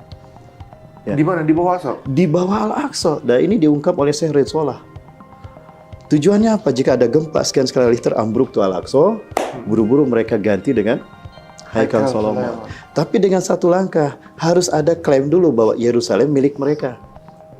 Makanya ketika Yahudi datang, itu sebetulnya mereka menawarkan opsi apa? 2 negara di tanah Palestina. 54% bagi Israel, ibu kotanya Yerusalem yang ada Al-Aqsa-nya, 46% bagi Palestina, ibu kotanya Ramallah. Iya. Nah, ini diterima oleh rakyat Palestina siapa? Yasser Arafat. Tanda petik, sepertinya orang dalam mereka juga. Mereka juga. Muncullah PLO di bawah pimpinan Yasser Arafat yang sepakat menerima isu ide 2 negara. Ada yang tidak mau menerima, saya Ahmad Yasin tidak mau terima, yang penting wilayah toh semuanya wilayah Palestina, Israel harus keluar dari Palestina. Muncullah perlawanan, ya disatukan oleh saya Ahmad Yasin dalam nama Hamas. Oh, itu asalnya? Asalnya seperti itu. Muncullah Hamas, Harokah Al-Muqawamah Al-Islamiyah. Gerakan perlawanan Islam. Nah, punya sayap militer namanya Izzuddin Al-Qassam. Dan bertahan di Gaza. Nah, jadi Israel sendiri dari sisi ideologi Ashkenazi maksudnya, mereka banyak yang tidak terwujud. Sehingga mereka frustasi sebetulnya. Jadi secara ideologi ini mereka belum berhasil. Ya, karena akhirnya amburadul mereka. Dan ini terbukti yang benar itu Islam. Step by stepnya jelas dan itu terwujud. Sementara ambisi mereka tidak terjadi sehingga apa? Wajah mereka terbalak. Sudah habis semua tapi tidak terwujud. Hingga akhirnya udahlah pasrah, dihabisilah sama kaum muslimin. Tanpa senjata. Karena mereka sudah lumpuh karena perbuatan mereka sendiri. Karena udah habis-habisan. Udah habis-habisan. Nah, berarti suatu saat ini Aqsa akan menang. Tapi katanya akan hancur dulu. Secara fisik. Tapi sekarang pun nggak hancur. Logikanya harusnya hancur. Tapi Haikal Solomon udah dibangun kan, Sat? Di bawahnya. Ada satu bangunan tuh. Yang di sebelah mana? Saya dikasih fotonya. Oh, itu ininya, pondasinya itu. Itu ada kanalnya dari bawah gitu situ. Ada. Dan itu disembunyikan. Dan jadi sebetulnya begini, mereka sudah membuat roadmap the historical of Jewish in the world ya, from from prophet period ya, dari negara, dari nabi-nabi mereka terus sampai nanti yang akan datang. Dan itu sudah canggih. Dan itu yang ditutup dari dunia. Nah, dan itu subhanallah di bawah Masjidil Aqsa. Nah, ketika Al-Aqsa nanti hancur, itu tinggal ditambah saja ke atas, eksis aja. Dan itu dalam waktu cepat. Orang jadi ngeh nggak kalau itu ininya Haikal Solomon? Itu versi mereka sebetulnya. Tapi kalau di situ udah jadi semuanya Israel ketika itu kejadian. Betul. Biasanya semuanya. Berarti Israel. dia akan sempat menang dulu, Ustaz? Di dalam Al-Quran, Allah SWT mengatakan begini. Dulu mereka membuat kerusakan. Nabi mereka dibunuh, Nabi Yahya disembelih, Nabi Zakaria dibunuh. Mereka maksiat di sana. Lalu Allah hukum dengan tiga bangsa besar, Mesir, Assyria, Kaldani, hancurlah mereka. Bahkan Kaisar Titus Romawi membuat mereka porak-poranda sehingga mereka sporadis mengungsi kemana-mana. Kemudian Allah mengatakan dalam Quran surat Al-Isra itu ayat ke-4 sampai 8, "Tsumma radadna lakumul karrah 'alaihim." Kemudian aku kembalikan kesempatan kalian, hai Bani Israel, untuk menguasai kembali Palestina. Wa amdadnakum bi amwalin wa banin, dan kami kuatkan kalian dengan harta yang mengalir terus pada kalian dan pasuk anak-anak yang banyak. Wa ja'alnakum aktsara nafira, dan aku akan menjadikan kalian golongan yang banyak. Qadarullah, kalau kita lihat peta kotelasi mereka hari ini, itu sudah terjadi. Kembalinya mereka ke Palestina pasca Holocaust, Perang Dunia Kedua. Dan udah banyak sekarang. Dan mereka sudah banyak. Dan negara-negara dunia memberikan kompensasi. Iya, itu dia. Mengalir sebenarnya. Nah, Itulah kerusakan kedua yang akan mereka lakukan. Pertanyaan saya, kebiadaban mereka hari ini, mungkinkah ada yang lebih biadab daripada ini? Belum ada kan? Saya kira tidak ada.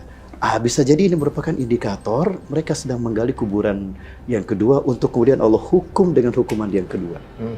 Dan hukuman yang kedua sama seperti yang pertama, 3 bangsa besar. 3 bangsa besar yang akan Allah datangkan untuk menghabiskan mereka. Islam, Syam, pasukan Syam, Palestina, Suriah, ada Izzuddin Al-Qassam. Nanti kekuatan Syam akan muncul.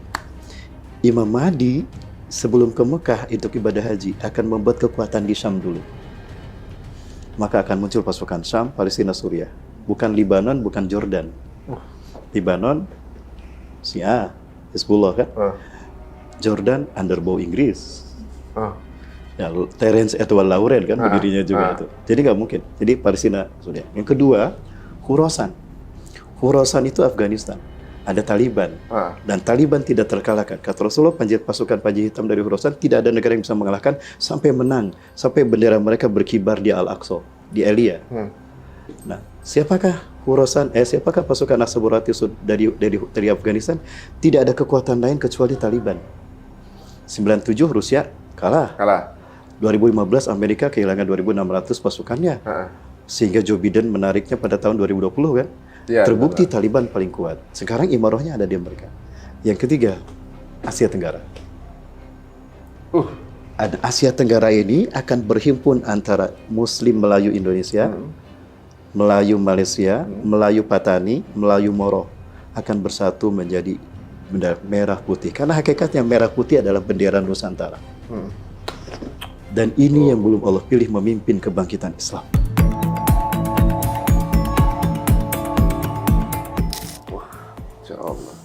Dan inilah yang disebutkan Rasulullah. Aku diberikan 2 pusaka merah putih. Dan umatku akan berkuasa dari timur hingga ke barat. Dengan pusaka merah putih itu. Kalau emang iya nih kan? Kalau emang iya ya. Berarti mungkin nggak? Ada kemungkinan, walaupun belum tentu ya. Ada kemungkinan nggak?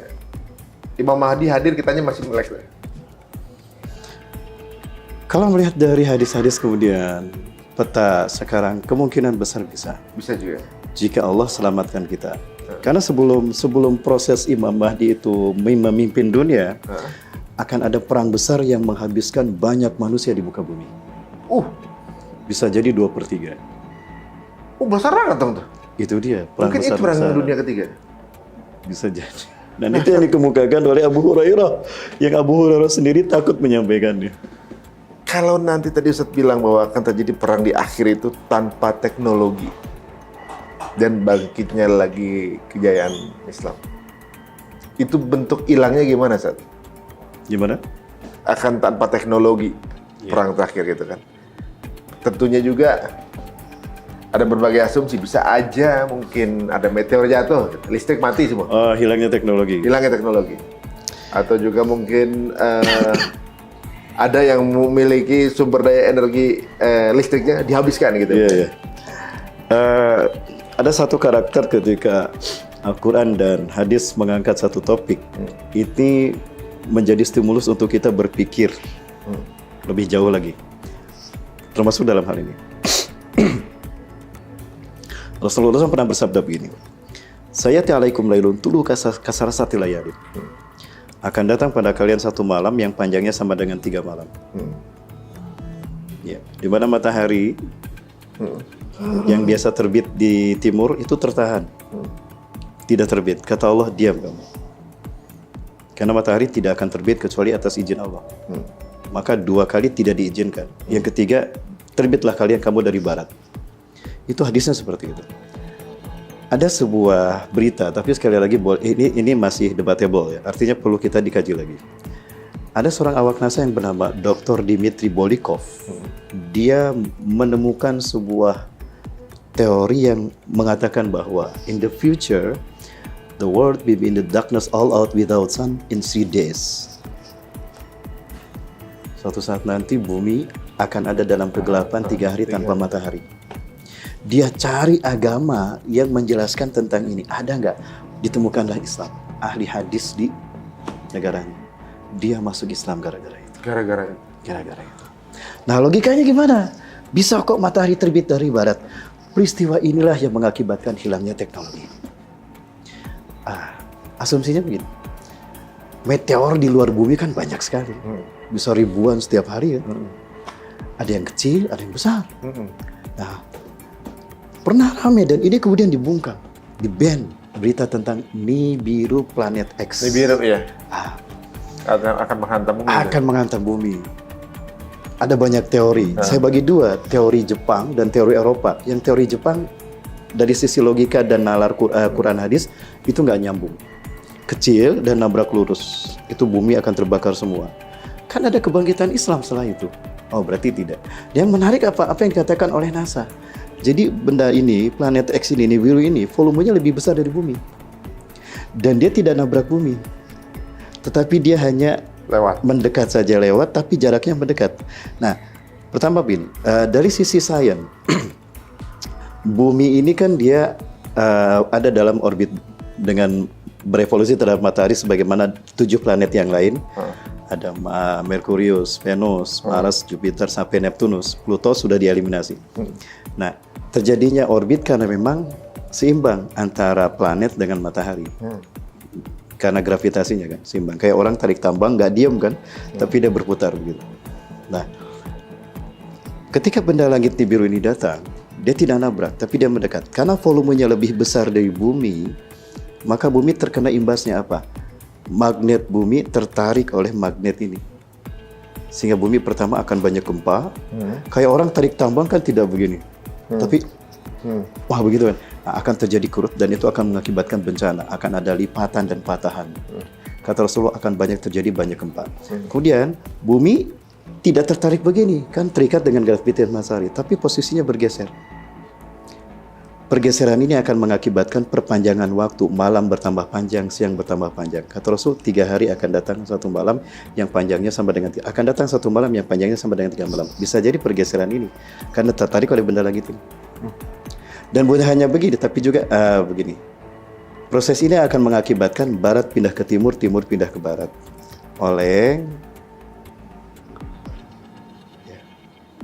Dan ketika ada pada jarak terdekat, magnet bumi akan tertarik ke magnet ini.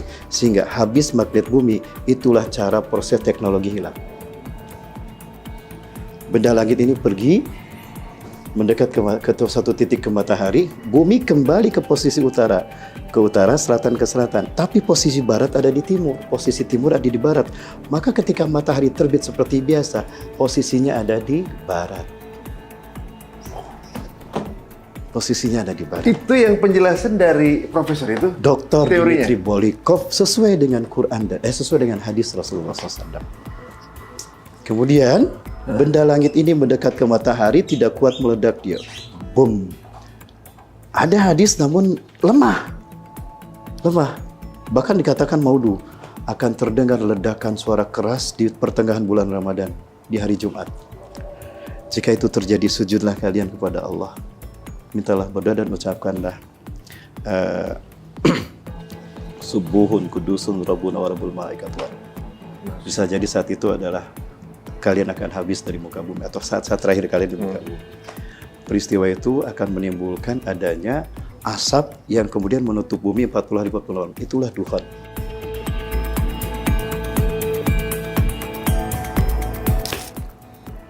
Asap dari pecahnya itu? Pecahnya. Nyambungkan sains dengan 10 tanda besar kiamat. Dan ketika tanda besar kiamat satu muncul, yang berikutnya cepat sekali. Seperti tasbih yang putus, blur. Artinya masanya sangat cepat.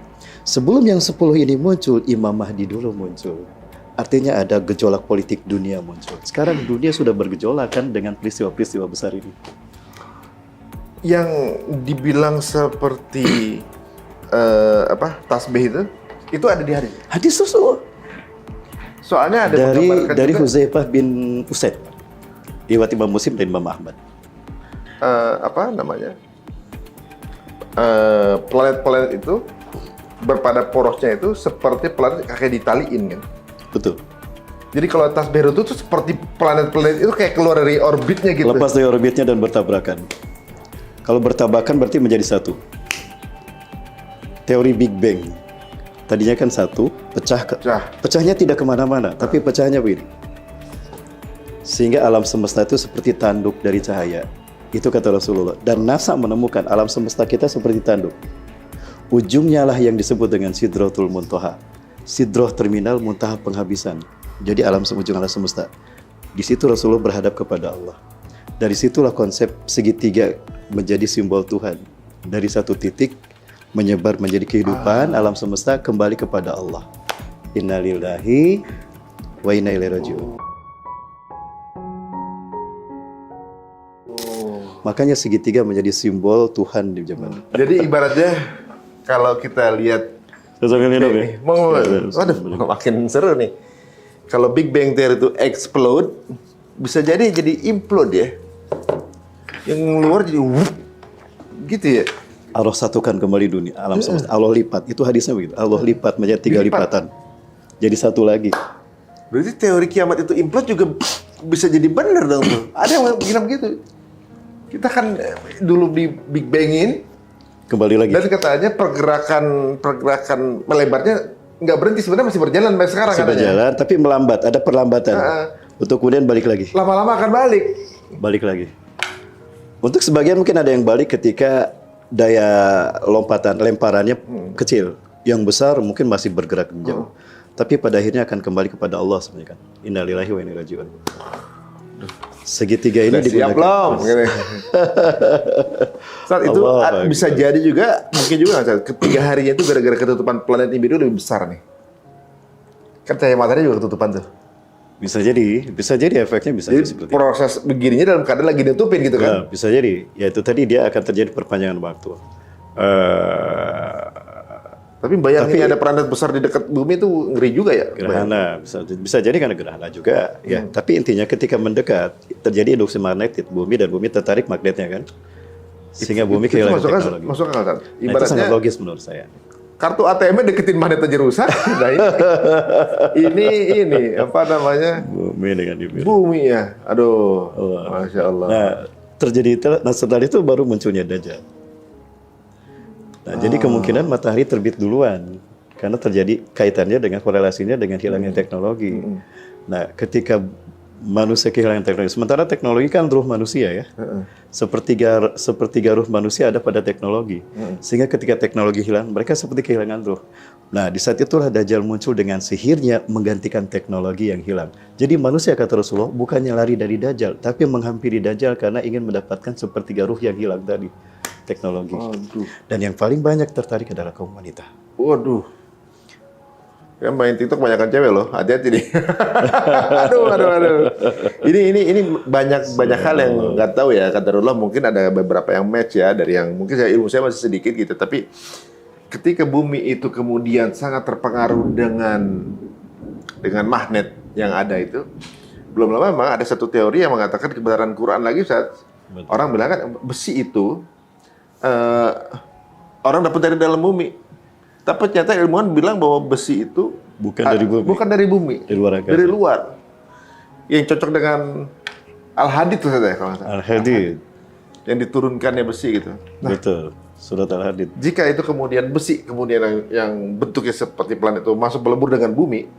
Jadi salah satu bagian dari bumi ini besi. Ketika ada kemudian magnet, pengaruhnya besar. Betul. Induksi magnetik. Nah, ini itu kuasa Allah. Jadi mengetahui ini bukan kemudian tiba-tiba kita jadi kayak semacam, wah kiamat ini enggak, tapi kita menyiapkan diri. Waktu ini makin mendekat nih kan gitu. Iya. Waduh, ini kayaknya apa namanya makin ke sana makin menarik nih ya. Jadi kayak teman-teman kalau kita dengar begini, kita tuh mestinya salut juga sama bangsa Palestina ya. Informasi mungkin sampai ke mereka lebih sedikit, tapi keimanan lebih kuat gitu. Betul. Ya? Dan Rasulullah mengatakan itu, sebaik-baik manusia di akhir zaman adalah mereka yang mempertahankan iman mereka di bumi hijrahnya Nabi Ibrahim salam. Dan hijrahnya Nabi Ibrahim itu Al-Khalil, Hebron, Palestina. Memang sudah dibilang itu. Rasulullah yang mengatakan demikian. Kenapa mereka bertahan di situ? Wiri, kita berangkat dari hadis Rasulullah terkait dengan Nabi Adam. Abu Zar bertanya pada Rasulullah SAW, ya Rasulullah, ayul masjid dibunya fil alam awalan. Ya Rasulullah, masjid apa yang dibangun dibangun pertama kali di dunia, di muka bumi? Masjidil Haram. Summa ayyuna sul, kemudian masjid apa? Masjidil Aqsa. Berapa jarak pembangunannya? 40 tahun. Dan cuma masjid itu yang dibangun Nabi Adam setahu saya. Nabi Adam dibantu malaikat Jibril membangun Masjidil Haram sebagai nol peradaban. Dan titik akhir peradaban Masjidil Aqsa, Palestina. Nah, kenapa Palestina dipertahankan oleh orang-orang Palestina? Karena mereka ingin mempertahankan peradaban manusia. Dan fakta hari ini kita melihat bahwa Zionis Yahudi ini bukan musuh umat Islam, tapi musuh peradaban manusia. Karena yang mereka bantai adalah manusia. Bukan hanya umat Islam kan dibantai, orang Kristen juga dibantai. Orang Yahudi juga disiksa, yang pro-Palestina, Yahudi Sephardim kan. Naturia Karta dibantai juga oleh mereka, orang Yahudi Ortodok. Artinya Yahudi Zionis ini musuh peradaban manusia. Nah, siapa sebetulnya musuh peradaban manusia? Iblis dan Dajjal itu tadi. Nah, sekarang justru mulai terungkap siapa mereka. Tapi justru orang-orang luar yang melihat ini, Ustaz. Mereka kenapa kemudian non-muslim mereka gitu ya, orang-orang Eropa, luar negeri gitu. Kenapa mereka membela Palestina? Katanya kalau kita mengokekan atau menormalisasi apa yang dilakukan oleh Yahudi, maka mereka akan melakukan dengan bangsa yang lain. Jadi, bukan hanya musuhnya orang Palestina, tapi Yahudi adalah musuhnya peradaban manusia. Dia bilang begitu. Loh, kok yang kita tahu orang malah non-muslim? Orang Islam udah dikasih tahu dari dulu, nggak ngebaca itu gitu kan. Ya Allah ya Rabb. Ini banyak korelasi ya teman-teman semuanya. Jadi memang sudah kode-kode ini udah Allah kasih, kita baca atau enggak. Betul. Tapi apakah bangsa Palestina memang dia yakin sebagai bangsa yang terpilih, makanya ada di sana? Yakin, karena ulama-ulama mereka mengatakan demikian. Gitu. Ulama-ulama. Tapi kan apakah nanti ada kemuliaan yang berbeda, misalnya apakah mereka nanti akan tetap sama seperti kita akan dihisab dulu atau? Tidak, mereka dihisabnya sudah di dunia. Walaupun memang nanti diperlihatkan. Mereka diperlihatkan, ini loh dosa kamu. Ahli surga kan nanti bukan berarti orang yang tidak punya dosa ya. Ahli surga itu justru orang yang punya dosa kemudian bertobat dengan taubatan nasuha. Coba kita lihat ayatnya tuh. A'udzubillahi minasyaitonir rajim. A'udzubillahi minasyaitonir rajim. Wasari'u ila magfirati min rabbikum wa jannah. Bersegeralah kamu kepada ampunan dari Allah dan surga yang lebarnya, bukan luas. Arduha samawati wal ardu uiddatil muttaqin. Yang lebarnya seluas bumi dan langit disediakan untuk orang bertakwa. Disuruhnya kepada ampunan Allah dulu, bukan kepada surga. Artinya apa? Surga bukan diperuntukkan bagi orang yang tidak punya dosa. Tapi orang yang punya dosa, kemudian dia bertobat dengan taubatan nasuha, ya Allah sediakan bagi mereka. Makanya kata Rasulullah SAW, Allah berfirman, ya ibn Adam, lau lam tazlumu la dhahaballahu bikum. Hai anak cucu Adam, jika kalian tidak punya dosa, Allah habiskan kalian. Sumayati bi khalqin jadid, lalu Allah mendatangkan makhluk yang buruk, fayaznubuna wa yastaghfiruna wa yaghfirullahu lahum. Lalu Allah datangkan makhluk yang baru, lalu mereka berbuat dosa, mereka bertobat. Allah ampuni mereka. Itulah manusia yang hebat. Nah, artinya bahwa orang-orang Palestina ini adalah orang-orang yang Allah cintai sehingga Allah tidak berharap mereka menderita di akhirat. Jadi mereka dihabiskan dulu salah mereka dengan penderitaan mereka di dunia. Itu ada juga itu? Itu hadisnya demikian. Apa aja cirinya? Rasulullah bersabda, ummati hadi ummatun marhumatun. Umatku ini adalah umat yang Allah rahmati. Laisa laha iqabun fil akhirah. Umatku tidak akan disiksa di akhirat. Ajilatizu fid dunya. Allah segerakan kesusahan mereka, penderitaan mereka di dunia. Dengan cara apa ya Rasul? Satu, dengan huru-hara fitnah. Dituduh teroris, radikal ekstremis, memegang Islam seperti memegang bara api kata Rasul.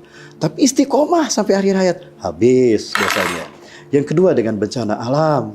Habis fitnah, bencana alam. Bencana alam. Setelah bencana alam, wabil qasli, wabil kharaj, dibantai oleh musuh-musuh Islam.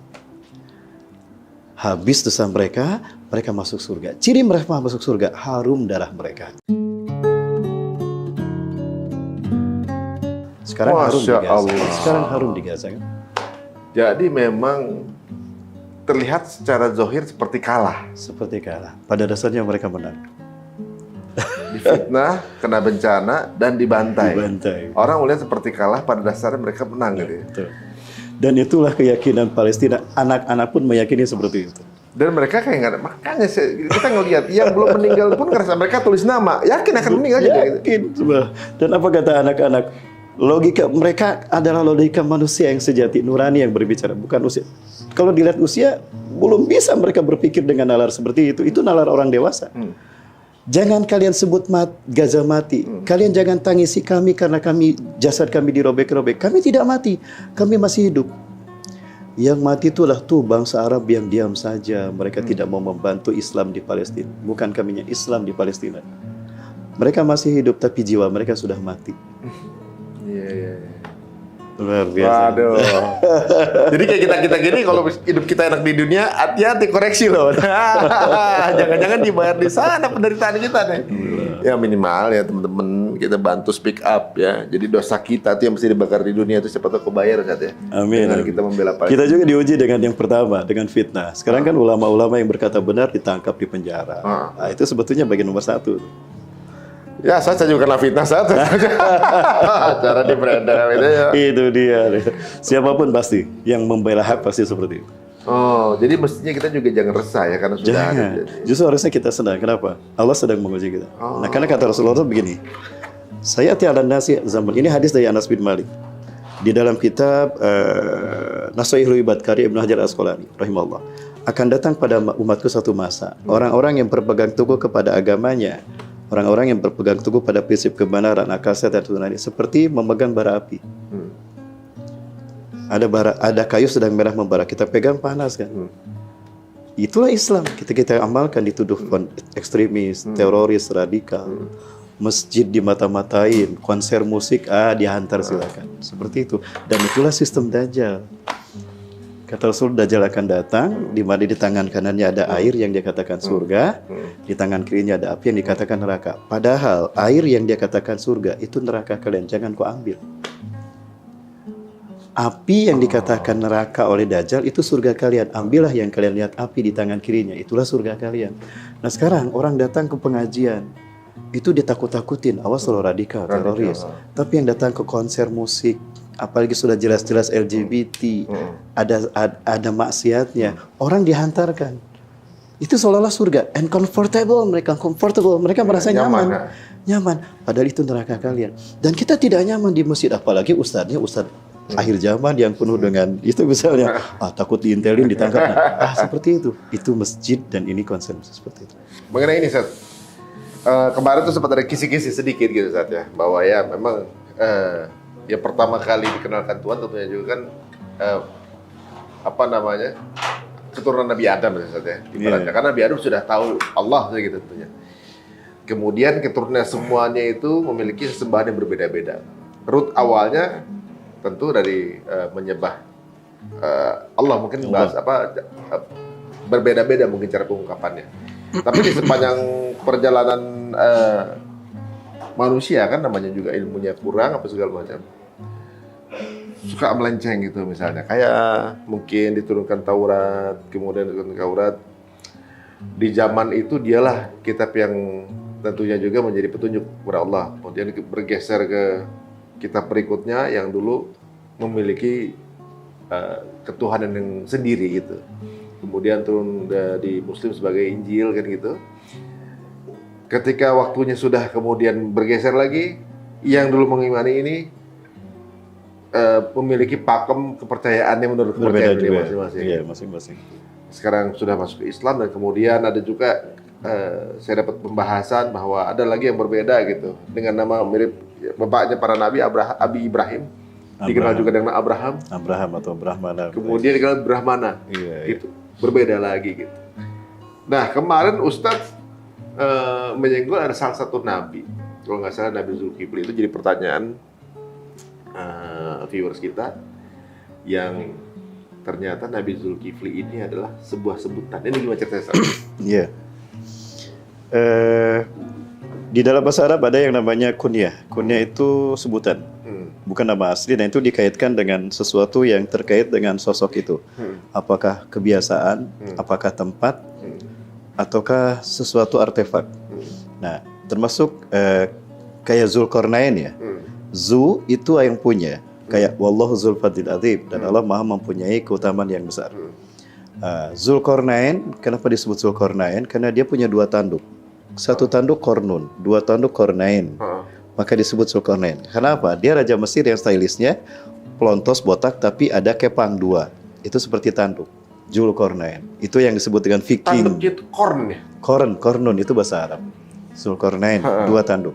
Nama aslinya bukan Zulkarnain, tapi Amnikhotep. Masa bareng nama bahasa Inggris ya, korn juga ya? Koran, Horan. Horn. Itu dari bahasa Arab. Koran. Banyak bahasa Arab yang menjadi bahasa Inggris juga. Nah, kemudian Zulkifli pun demikian. Zu yang mempunyai kifal itu candi. Jadi Zulkifli adalah nabi yang mempunyai candi. Oh, jadi itu bukan nama asli? Bukan nama asli. Dan di Al-Quran tidak disebutkan nama aslinya siapa. Yang lain Ibrahim, Nabi Musa, Nabi Nuh, alaihi wassalatu wassalam. Nabi Muhammad aja Muhammad. Tapi yang ini tidak. Zulkifl. Nah, kenapa demikian Allah sebenarnya? Itu untuk membuat kita bisa mencari, mengeksplorasi agar kita belajar sejarah. Zulkifl maksudnya pemilik temple? Candi, yang mempunyai temple, candi, temple. Haikal, pemilik temple. Tapi kalau Haikal punya. Nah, dan kalau kita lihat tempel-tempel yang ada di dunia, itu tidak terlepas dari Dewa Matahari. Apa hubungannya Karena tempel-tempel itu sebetulnya, tempel itu dibangun untuk membuat manusia dekat kepada sang pemberi kehidupan. Dan pemberi kehidupan itu menurut filosofi manusia zaman dulu, ancient Egypt itu adalah matahari. Mereka percayanya Tuhan adalah matahari. Tuhan itu matahari. Di zaman Nabi Ibrahim, seperti Nabi Ibrahim juga mengira bahwa Tuhan itu matahari. Namrus itu mengaku dewa matahari. Karena memang benda yang paling ibaratnya mungkin kalau dibandingkan dengan benda-benda lain gitu, yang punya efek langsung pada kehidupan itu matahari. Nah, maka banyak pengungkapan berbeda-beda, namun pada dasarnya sama. Kayak di Mesir ada piramida. Piramida kan dibangun tidak sembarangan. Dia ada vortex point dan itu terkait dengan energi. Orang dulu sudah tahu sumber energi itu matahari. Maka muncullah yang namanya piramida di Mesir, zigurat di Meksiko, ya, di suku Maya, suku Inca di Brazil, suku Maya Amerika Latin. Di Asia itu candi. Di Asia itu candi. Nah, maka Nabi Zulkifli ini tidak banyak disebutkan. Kemungkinan besar, ini ada ahli-ahli yang menyebutkan kemungkinan besar dia adalah nabi yang berdakwah di Asia. Nah, saya pernah bertemu dengan seorang mahasiswa sejarah di sebuah kampus ternama di Kota Bandung di Jawa Barat. Dia mengatakan, Ustadz, saya sedang melakukan penelitian bersama profesor saya. Penelitian ini terkait dengan Nabi Siddhartha Gautama. Satu itu. Yang kedua, terkait dengan kitab Brahmana. Di dalam kitab Brahmana ada sesuatu yang manuskrip yang tulisannya itu mengarah kepada akan munculnya cahaya dari timur dan dialah yang akan menerangi dunia, membawa kepada kedamaian dunia di muka bumi yang mengembalikan manusia pada makom kemanusiaannya. Mirip dong. Nah, yang kedua, Siddhartha Gautama ini ya adalah nabi yang terkait memang dengan dengan akhlak seperti itu. Nah, ada yang mengatakan dia adalah seorang nabi. Ya.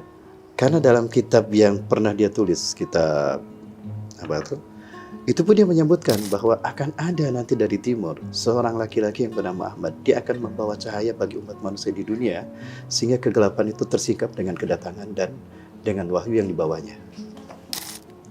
Nah, hal ini yang kemudian menjadi stimulus untuk para pakar sejarah untuk melihat ada apa sebutnya di sana. Nyambunglah kepada pendapat bahwa Zulkifli itu adalah nabi yang memang berdakwah di lingkungan Asia, yang itu terkait dengan banyak candi.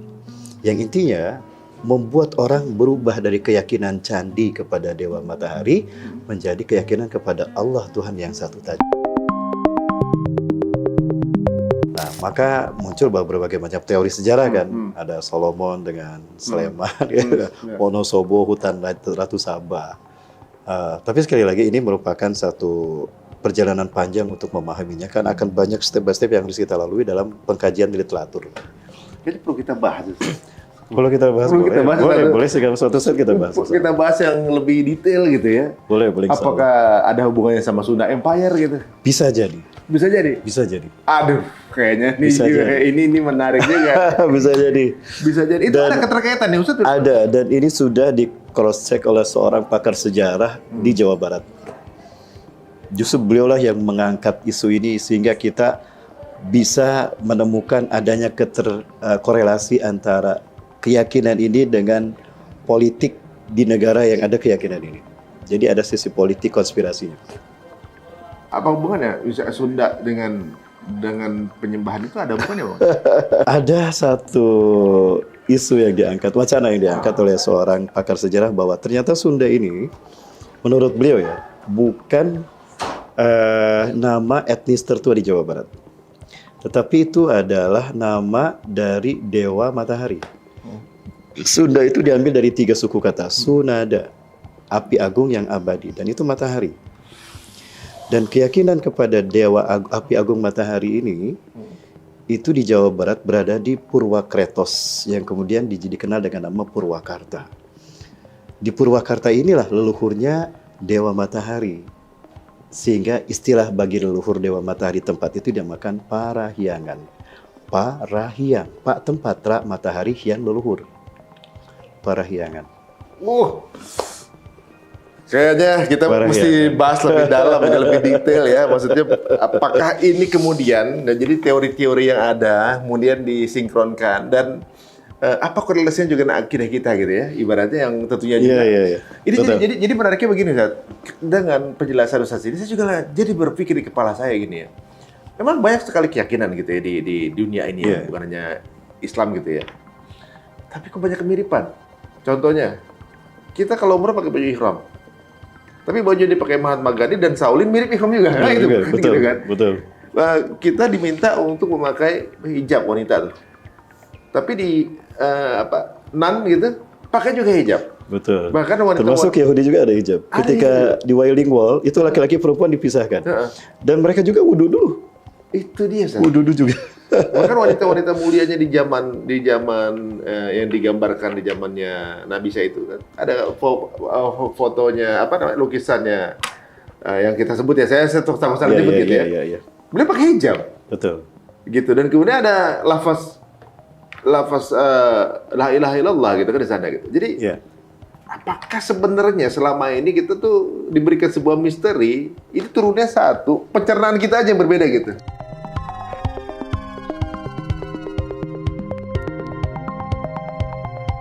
Mending ya kalau ada nabi, sehingga kebenaran itu bisa diperlihatkan seterang mungkin.